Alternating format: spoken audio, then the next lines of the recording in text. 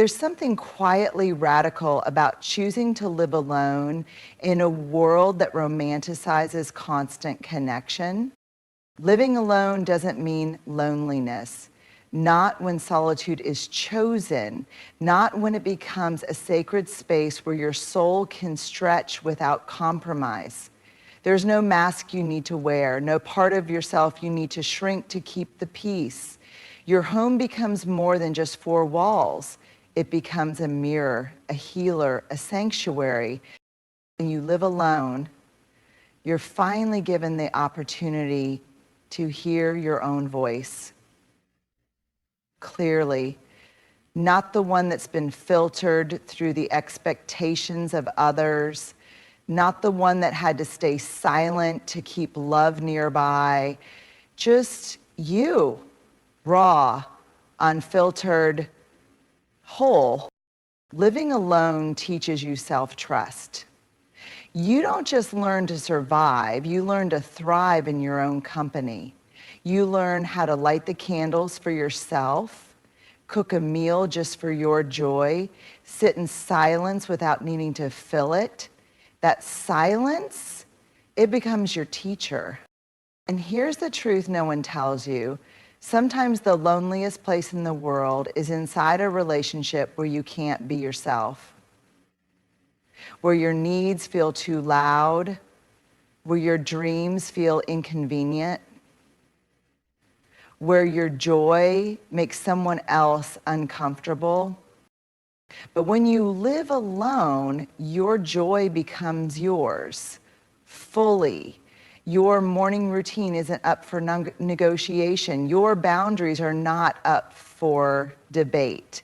Your spirit isn't waiting on anyone else's validation to feel alive. This kind of solitude isn't about isolation, it's about integration. Bringing back all the parts of you that you gave away too soon. It's about choosing peace over pressure, clarity over chaos, and freedom over forced connection. We've been taught to fear solitude, to associate it with sadness, with emptiness, with being left behind. But there's a profound difference between being alone and feeling lonely. Solitude is not a void, it's a vessel. It's not the absence of people, it's the presence of yourself. Living alone gives you this sacred space to come home, not just to a place, but to your own spirit. You're not performing, you're not pleasing, you're not interpreting someone else's moods or walking on emotional eggshells. You're just being. And for many people, that's the first time they've ever tasted freedom. And in solitude, your soul has room to breathe. You begin to notice the little things, the sound of rain against your window, the feeling of warm tea in your hands, the comfort of your own laugh when no one else is around to hear it. You discover that your own company isn't a consolation prize. It's a treasure you never fully unwrapped. Loneliness is often what we feel when we're disconnected from ourselves, even if we're surrounded by people. But solitude reconnects us. It gives us access to our intuition, to our inner child, to the parts of ourselves we silenced to fit in or be loved. This kind of alone is powerful. It's the alone where healing happens, where you meet your fears and don't run, where you confront your pain and learn how to hold it with tenderness, where you realize you don't need a crowd to feel worthy. You just need your own presence. And when you can sit in a room with only your heartbeat and feel whole, that's not loneliness. That's liberation. When you live alone, something miraculous happens. You begin to remember yourself. for the first time in maybe years. You're not adjusting your tone to avoid tension. You're not making yourself smaller so someone else feels bigger. You're not dimming your light to keep someone from feeling uncomfortable. You don't have to second guess your outfit, your music choice, your breakfast routine. You just are free, honest, unedited. In many relationships, even loving ones, there can be subtle and sometimes not so subtle pressures to modify who you are. Maybe your passion is too much. Maybe your dreams feel inconvenient to them. Maybe your sensitivity is labeled as weakness, or your independence mistaken for distance. So slowly over time, you adapt. You shave off pieces of yourself to fit. You trade authenticity for acceptance. But living alone doesn't ask that of you. In your own space, there is no negotiation about who you're allowed to be. You don't need permission to cry when a song touches your heart. You don't have to explain why you rearranged your furniture at 2 a.m. because your spirit needed change. You can laugh loudly, dance badly, wear pajamas all day, or speak to yourself out loud without the weight of being observed or judged. You get to build a life around your energy instead of bending your energy to fit someone else's life. And this isn't just about comfort, it's about identity. When you stop filtering yourself to fit into another person's expectations, you start reconnecting with parts of you that were never broken, just buried. Your voice returns, your opinions sharpen, your emotions become valid again, not too much, not overreacting, just true. You begin to love the you that doesn't compromise, the version of you that takes up space unapologetically, the version that no longer seeks to be enough for someone else, but is finally enough for yourself. And when you're finally allowed to be fully yourself, not in moments, not in fragments, but every day, in every room, that's not just freedom. That's home. And one of the most profound gifts of living alone is this: it teaches you to trust yourself, not in theory, but in practice. When you're not relying on someone else to be your safety net, you begin to realize how capable you really are. You become the one who fixes the leaking tap, pays the bills, chooses the paint color, sets the boundaries, and makes the hard decisions. And with every task you accomplish, your inner dialogue shifts from, can I really do this, to, I've got me. Living alone puts you in direct contact with your instincts. There's no one there to override them or talk you out of them. You begin to notice how your body responds to people, to choices, to environments. You begin to trust those gut feelings, the quiet whispers that say, this feels right, or this isn't for me. That self-trust isn't built overnight. It's forged through small, consistent acts of courage, cooking a meal just for you, handling a power outage on your own, navigating a panic attack without reaching for someone to fix it. And in those moments, you discover that the one person you were waiting to rescue you was you. The beauty of this trust is that it doesn't come from control or certainty. It comes from witnessing yourself handle what you once thought you couldn't. It comes from falling apart in solitude and realizing you didn't disappear, you rebuilt. And now when fear shows up, it doesn't run the show, you do. You learn to make decisions without a committee, to validate your emotions without a second opinion, to celebrate your wins even if no one else is clapping. And perhaps most importantly, you learn that your worth doesn't need to be constantly affirmed by another presence. Your worth just is. And once you've built that kind of relationship with yourself, one where you are your own anchor, your own advocate, your own safe space, everything changes. The world doesn't feel as scary. Love doesn't feel as desperate. And loneliness loses its power over you because you're not just living alone. You're living with someone you trust deeply, you. When you live alone, there's a silence that many people try to avoid, but if you allow it, that silence becomes one of your greatest teachers. For the first time, you're not surrounded by someone else's moods, projections, or emotional energy. You're not navigating tension you didn't create. You're not decoding someone else's silence or trying to figure out if they're angry or just tired. You're not absorbing their pain and forgetting to feel your own. You're not constantly in emotional reaction mode. Instead, you begin to hear yourself clearly, and you notice what truly makes you anxious, not just what triggers conflict in a relationship. You discover what peace actually feels like, not the absence of arguments, but the deep stillness that comes when your nervous system isn't bracing for a shift in someone else's tone. You begin to see the patterns in your thinking, the feelings behind your behaviors, the stories you've been telling yourself about who you need to be loved. Living alone gives you emotional space to observe, not just respond. And in that space, you start to ask better questions. Why did I feel so tense this morning? What am I actually craving? Connection or validation? Is this sadness mine, or is it something I carried from someone else? What do I need right now, truly?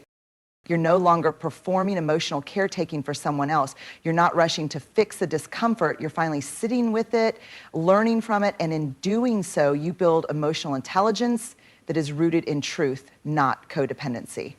Clarity doesn't mean you stop feeling difficult emotions. It means you begin to understand them. You name them with honesty instead of shame. You tend to them instead of pushing them down. You stop outsourcing your emotional needs and start tending to your own heart with compassion, presence, and care.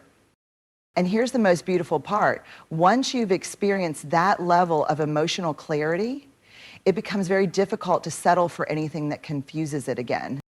You no longer mistake chaos for passion. You no longer confuse anxiety with chemistry. You no longer chase people who can't meet you emotionally.